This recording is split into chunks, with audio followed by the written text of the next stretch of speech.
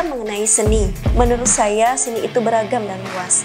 Makna seni bagi saya adalah penjiwaan yang membuat kita bisa merasakan sebuah kepuasan dan penghargaan akan diri kita sendiri dan sudut pandang orang lain.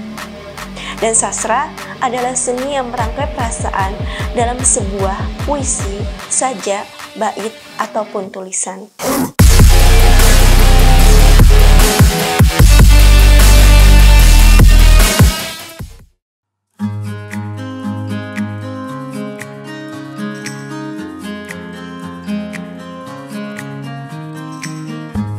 Saya Ana Wijirahayu, penulis buku Rindu Tak Bertuan. Selain menulis buku, saya juga berprofesi sebagai fotografer dan pegawai di salah satu instansi pemerintah yang bergerak di bidang pertanian.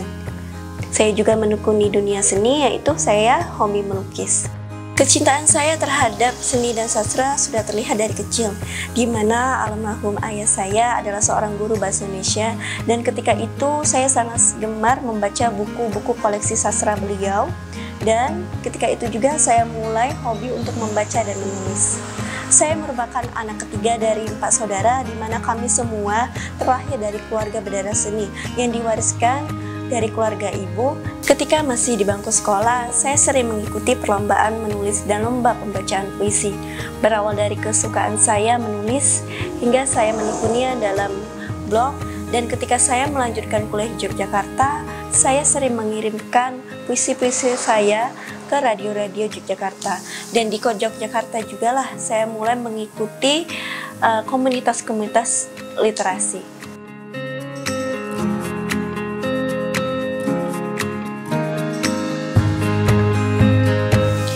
Saya melanjutkan kuliah di salah satu universitas terbaik di Yogyakarta, dan pada saat itu jugalah saya mulai mengembangkan bakat saya terutama dalam bidang dunia literasi. Meskipun ketika saya kuliah, saya bergerak di bidang pertanian dengan jurusan pertanian, tapi itu tidak menghalangi saya untuk tetap tekun dalam mengembangkan hobi saya. Justru di sanalah saya menemukan begitu banyak pengalaman. Salah satu pengalaman yang berkesan bagi saya adalah ketika saat itu perpustakaan kampus UGM bekerja sama dengan komunitas literasi pembaca media Indonesia mengadakan sebuah acara bedah buku, dan ketika saat itu mentornya adalah Abang Andrea Hirata. Beliau memberikan kami banyak ilmu, bagaimana cara menulis, bagaimana menjadi seorang penulis yang baik. Ternyata perjuangan yang saya lakukan itu tidak hanya sendiri. Saya melihat banyak novelis, banyak penulis, banyak penyair yang bergabung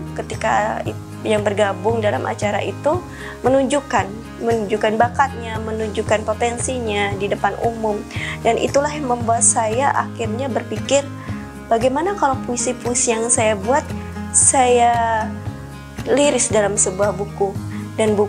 Dan saat itulah saya mulai berpikir untuk lebih serius lagi, lebih konsisten lagi dalam dunia literasi. Perjuangan saya untuk menjadi seorang penulis tidaklah mudah. Saya mulai menekuni dunia literasi secara konsisten untuk berusaha menerbitkan sebuah buku itu sejak tahun 2015. Dan pengalaman saya ada suka dan dukanya, terlebih ketika naskah yang kita buat dengan susah payah, naskah yang sudah kita yakini bahwa itu layak untuk diterbitkan, dengan imajinasi, dengan kreativitas kita selama ini, justru tidak menarik dari segi penerbitannya sendiri, atau naskah kita tiba-tiba ditolak, atau naskah kita tiba-tiba digunakan oleh oknum tertentu dengan keuntungan lain, keuntungan pribadinya.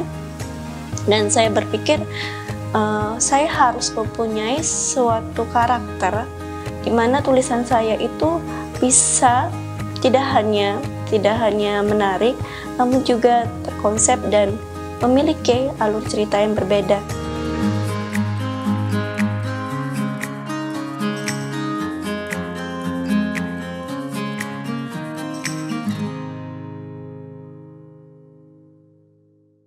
Kenapa saya memilih sastra dalam bentuk puisi? Karena bagi saya puisi itu adalah penggambaran perasaan yang yang secara jelas, yang langsung tersirat, berbeda dengan novel di mana kita harus membuat alur cerita, terus membuat tokoh-tokohnya. Tapi saya di sini melihat nilai pasar yang saya tujukan, yaitu masa remaja, orang-orang dewasa, dan anak-anak juga bisa menikmati buku saya tentunya, karena di dalamnya juga ada kisah inspiratif dari pengalaman hidup saya dan orang lain. Saya ingin membuat sebuah buku yang tidak hanya itu tercipta dari imajinasi saya sendiri, namun saya ingin buku saya itu memiliki kualitas, sehingga dalam prosesnya awal mula sebelum saya berani untuk melirik sebuah buku, saya mengikuti lomba menulis, dan itu terwujud di tahun 2015. Ketika itu saya bekerja di salah satu perusahaan sawit di Kalimantan Timur, dan di waktu luang saya mulai menulis puisi-puisi. Saya mulai menjadikan sebuah peristiwa yang saya alami ketika saya berdomisili di sana menjadi sebuah cerita yang saya tulis. Dan sejak saat itu juga saya mulai fokus untuk tidak hanya membuat puisi, namun juga membuat cerpen. Buku Rindu Tak Bertuan ini mengisahkan tentang perjalanan hidup saya 9 tahun merantau, dan juga sebagai bentuk jejak kisah saya, karena pengalaman saya hidup di merantau yang membuat saya harus singgah di kota-kota tertentu di Indonesia, yang membuat saya menemukan kisah sebagai bentuk rasa terima kasih saya terhadap orang-orang di masa lalu saya, terhadap pengalaman hidup yang sudah saya alami sebagai anak perantauan yang memiliki kesempatan untuk bisa bertemu dengan kultur yang berbeda, dengan karakter orang-orang yang berbeda, dengan konflik hidup yang beragam juga. Dan di situ saya ingin menunjukkan itu dalam catatan kecil yang saya tuang dalam sebuah syair, puisi, dan juga cerpen.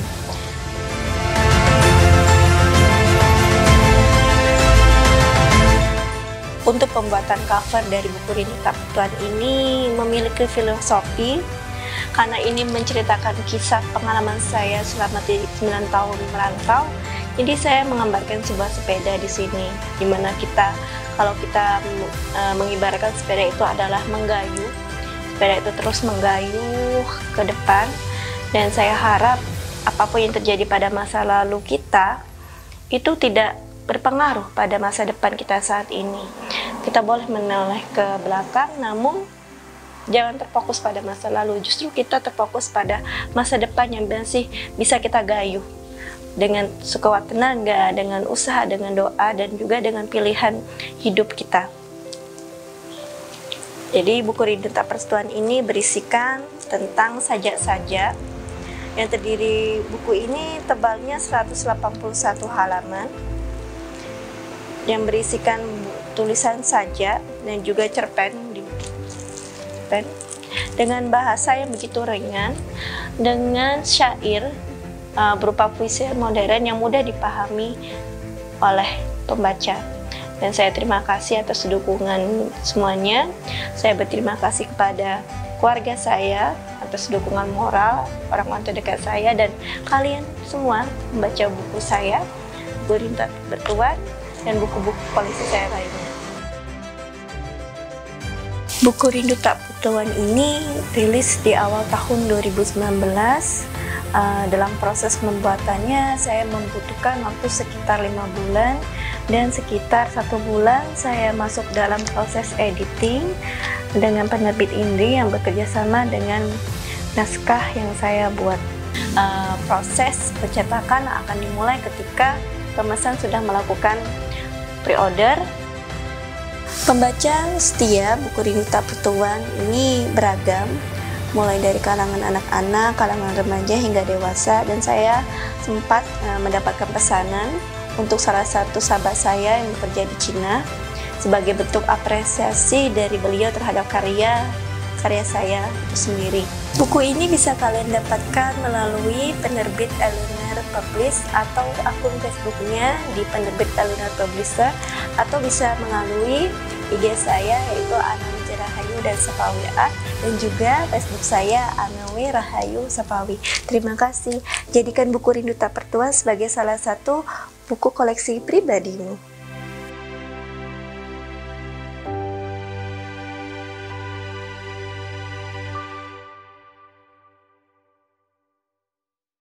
Selain buku Rindu Tak Tertuan, beberapa buku antologi bersama penulis lain telah terbit dalam beberapa buku. Di antaranya yang berjudul Saja Untuk Guru, Tuhan Semoga Cinta Ini Utuh Selamanya, Jejak Kenangan, Tulus, dan Selesai tahun 2015. Ketika tahun 2017 saya mulai kembali untuk menekuni dunia literasi dan mulai mengembangkan bakat saya, masih dengan karya sebuah buku antologi yaitu Melintasi Masa Lalu, Mandai, Balonku, Kupu-Kupu dan Keretanya, dan sebuah buku mitos. Dan di tahun 2019 saya baru merilis buku Rindu Tak Tertuan. Di tahun 2020 saya merilis buku Spiring, dan di tahun 2021 saya mencoba untuk menulis buku cerpen dengan buku antologi yang berjudul Ganar. Proyek terbaru yang sedang saya garap pada tahun ini adalah kolaborasi dengan dua sahabat saya, Mas Benny Supusanding Tuah dan Mas Wisnu Hendra Ramadhani, dalam proyek pembuatan komik Braja, di mana komik ini tidak hanya berkisah mengenai superhero, namun juga terdapat penggalan syair yang menambahkan kesan menarik dengan perpaduan art yang ditampilkan. Saya dipercaya sebagai penyair dalam komik tersebut yang memberikan kesan lebih mendalam terhadap karakter masing-masing tokoh utamanya.